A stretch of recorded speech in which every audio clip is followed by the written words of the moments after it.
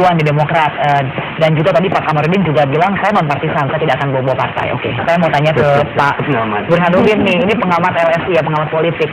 Kalau Anda melihat apa sih benang merahnya dari kasus dugaan suap Menpora ini dengan kubu-kubuan yang katanya ada dalam Partai Demokrat ini? Katanya tidak ada tadi. Ya, kalau perpecahan saya kira masih jauh lah ya. Tetapi kalau faksionalisasi itu suatu hal yang wajar. Bukan hanya di Partai Demokrat, hampir semua partai memiliki friksi atau faksionalisasi di internal. Entah didasarkan pada kedekatan kimiawi politik, entah karena patronase politik, itu suatu hal yang wajar. Saudara Bima Arya ya, sekarang di PAN, itu disertasinya tentang faksionalisasi di masing-masing partai. Jadi itu satu hal yang lumrah sekali. Nah, kalau kasus Demokrat, itu mungkin ada sedikit imbas dari pasca Kongres. Bayangkan, ini pertarungan yang berbulan-bulan untuk menuju puncak. Tapi kemudian mungkin saja, meskipun sudah ada akomodasi politik dalam struktur kepengurusan Anas Urbaningrum, masih ada hal-hal yang tersisa di sana. Setidaknya dalam kasus sekarang, itu kan yang direpotkan, itu kan Ketua Umum ya, Anas Urbaningrum, karena posisi tenaga selalu dikaitkan dengan Anas Urbaningrum. Yang kedua, kejadian perkara itu di Kementerian Andi Malarangeng. Jadi secara tidak langsung, baik Andi maupun Bung Anas Urbaningrum maupun Demokrat sendiri dalam posisi yang serba salah dalam kasus ini. Nah, saat yang sama ada pihak lain, ya saya sebut saja ya, Pak kubu, taruhlah kubu atau faksi Marzuki Ali yang kelihatan lebih cair, lebih lepas beban ya dalam melihat kasus ini ya. Dan silahkan kasus ini untuk dibuka selebar-lebarnya, diselidiki dan seterusnya. Dan saat yang sama memang standing point dari Pak SBY sebagai Ketua Dewan Pembina mempersilahkan kasus ini dibuka seterang-terangnya karena juga sama.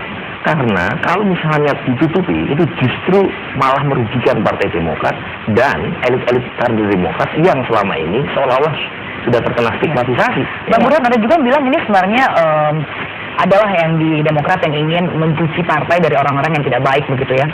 Ada informasi yang beredar bahwa KPK bisa menangkap tangan. Ini dapat informasi sih dari orang dalam Demokrat sendiri, dari kubu yang berseberangan. Dan kita tahu di sini polanya ini Anas, salah satu tim suksesnya pada saat menuju Munas itu adalah Engineer Sondak juga, yang belakangan namanya juga disebut-sebut ya, ada Engineer Sondak dan M. Nasarudin yang namanya sudah terungkap lebih dahulu. Nah, sedangkan kita tahu ini Kementerian Andi Malarangeng. Nah, kira-kira Bang Burhan melihatnya lebih jauh lagi benang merahnya ini semakin kuat tidak sih? Ya, kalau kita baca laporan Tempo bahkan usulannya sampai menjurus ke arah misalnya Kongres luar biasa ya, meskipun itu terlalu jauh misalnya, karena bisa dipakai untuk hal-hal yang di luar dari kendali. Nah, maksud saya begini, karena bagaimanapun ini kasus hukum awalnya, dan seharusnya semua perdebatan itu masuk pada ranah itu. Tetapi karena melibatkan partai besar, dan selama ini kita tahu Partai Demokrat selalu menjadikan isu anti korupsi sebagai selling point, maka menjadi seksi kasus ini ya. Untuk itu spekulasi terkait masalah politik tidak bisa dilepaskan. Dan saat yang sama, bagaimanapun kan imbas faksionalisasi suatu hal yang sampai sekarang masih terasa, meskipun ya akomodasi politik sudah sedemikian bagus ya untuk diterapkan dalam struktur kepengurusan Anas. Tapi poin saya kira-kira begini, untuk ke depan saya kira semua kubu ya, semua fraksi itu harus taat apa yang sudah diputuskan. Ada mekanisme melalui Dewan Kehormatan, ada tim investigasi internal. Statement Pak SBY 2 kali secara langsung itu saya sangat positif ya, mempersilahkan kader Demokrat mau kader atau bukan diselesaikan. Dan menurut saya sikap ini jauh lebih baik ketimbang beberapa partai lain yang misalnya dalam beberapa kasus ya, ketika kasus Tek Pelawat sempat ada isu menerjunkan kader untuk menggeruduk KPK. Nah, kasus Demokrat ini menjadi moment of the truth kaitannya dengan kasus suap ini. Kalau misalnya Demokrat menutup-nutupi atau menjadikan tim investigasi untuk mencuci kasus ini, maka mau tidak mau Demokrat akan semakin hancur kredensial. Dan Mas Burhan mungkin Pak Ramadan juga nanti bisa tambahan, bisa menambahkan ya Pak ya. Ini kan tadi dari Pak Anas Urbaningrum, kemudian juga Pak SBY dan Pak Marzuki Ali sudah mempersilahkan untuk dibuka. Pak Andi juga.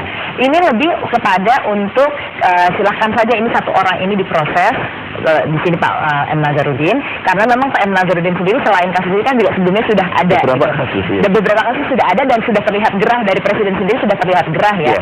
Ini apakah memang udah deh ini menghubungkan dengan pertanyaan dari Sheryl tadi, udah cepat aja ini diproses karena memang orang ini sedang bermasalah, jadi akhirnya semuanya berani ngomong begitu loh Pak. Nah, Berani untuk membuka. lepas dari segala motivasi dan spekulasi yang muncul, menurut saya ini bagus-bagus saja. Silahkan dicek ya setuntas-tuntasnya.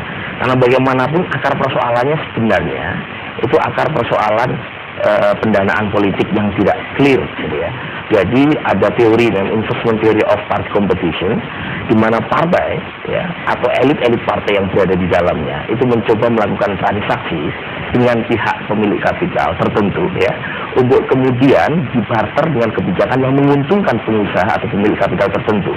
Maka pendekatan ekonomi politik just follow the money itu jauh lebih bisa menjelaskan karakter partai ketimbang pendekatan ideologis atau normatif lainnya. Misalnya lihat saja siapa di belakang PT TGI, siapa di belakang PT Anak Negeri. Itu saja nanti akan bisa menjelaskan tracking saja uangnya arahnya kemana. Apakah yang bermain institusi Partai Demokrat ataukah elitnya, nanti yang akan. Saya mengatakan bahwa yang pertama bahwa Partai Demokrat secara institusional tidak terlibat dengan misalnya praktek-praktek yang tidak benar dalam pengumpulan uang. Kami itu gaji kami sendiri juga di DPR juga diserahkan. Jadi miliaran rupiah kita kumpulkan itu tiap bulan, ya tiap bulan loh kita, bukan tiap tahun, tiap bulan. Itu adalah untuk menggerakkan partai. Jadi aman saja di sana. Dan yang kedua, miliaran rupiah dari mana Pak? Miliaran rupiah. Bagaimana? Miliaran rupiah dari mana saja itu Pak? Dari ada 148 anggota DPR dari Partai Demokrat, kita terbesar di sana, dan itu kita memberikan uang 6 juta ya sebulan, dan kemudian dari DPRD kita banyak, kita juara Kita lah. lanjut ke kasus ini. Ya, bukan untuk kasus ini, maksud saya Kita lanjut untuk kasus dari ini. Bagaimana Pak? yang dulu dari pertama kita di DPR sudah memberikan iuran yang seperti itu. Gitu ya. Terus yang kedua disebut-sebut tentang kader kami dan sebagainya, harus diingat bahwa yang bersangkutan sampai saat ini belum ada fakta-fakta hukum, belum ada bukti-bukti hukum, belum ada pemeriksaan apapun. Beliau belum tervonis, belum tersangka, dan belum terperiksa, dan sehingga opini yang berkembang sudah menyudutkan beliau. Dan ini tidak benar. Pada saat yang sama kita harus menjunjung yang namanya azas praduga tak bersalah. Begitu ada keputusan hukum tetap, percayalah dari ketua Dewan Pembina, ketua umum partai kami akan membersihkannya.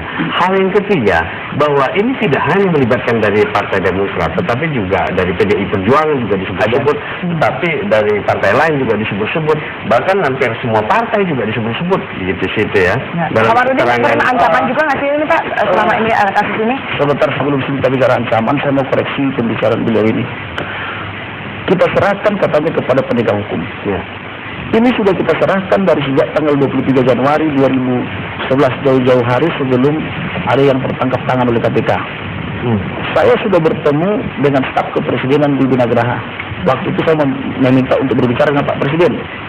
Saya sudah ke DPR, ke Badan Kehormatan, sudah saya laporkan. Sudah kita laporkan ke Mabes Polri, ke Polda Metro Jaya, ke Komnas HAM, dan seterusnya. Apa yang terjadi? Semuanya tidak punya keberanian untuk memanggil M. Nazarudin. Karena kenapa? Karena mungkin latar belakang beliau. Bahkan kita lapor di Mabes, di disposisi ke Polda. Polda mengatakan kami tidak punya keberanian memanggil ini. Karena kenapa? Ada Pergerakan Polri nomor sekian tahun sekian yang mengharuskan untuk pemeriksaan ini lagi Mabes. Tapi kenapa kirim ke Polda? Kenapa Mabes kirim ke Polda dan sebagainya? Bahkan ada Polda yang juga berani waktu itu mengirim surat panggilan. Panggilannya pun ditolak. Lalu bagaimana mengadili M. Nazarudin ini kalau dipanggil saja tidak mau, tetapi untuk memanggil paksa tidak yang berani. Nah, terkait tadi dengan itu ancaman-ancaman. Memang sejak saya menjadi kuasanya itu hanya aman 3 hari pertama. Hari keempat sudah semakin meruncing, semakin panas dan sebagainya. Inilah kasus pertama kali saya pegang sebagai kasus yang paling panas, artinya paling singkat kuasanya, hanya kurang lebih 6 hari begitu. Baik, nanti kita akan meminta keterangan Bapak lebih lanjut. Kita harus jeda dulu. Maaf saya potong, ya pemirsa, kita akan segera kembali saat lagi.